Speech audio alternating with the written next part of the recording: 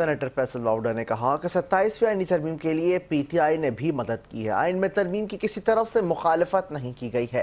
27वीं तरमीम की मंजूरी के बाद गुफ्तगू करते हुए सीनियर सियासतदान फैसल बाउडा ने क्या कहा, आपको भी सुनाते हैं।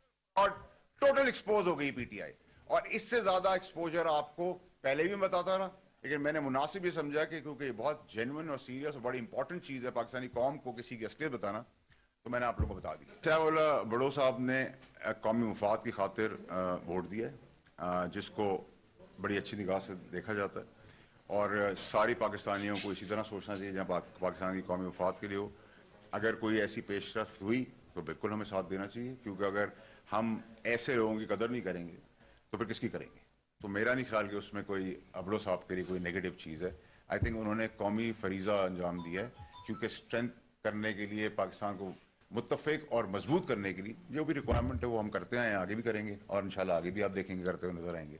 लेकिन मैंने आप लोगों के तवज्जुह से एक्सपोज करके इनकी पीटीआई वालों की असलियत दिखाई कि कितने बड़े ड्रामेबाज और फ्रॉड है। 59 टाइम्स अगर आपको पूछा गया कि क्लॉज बाय क्लॉज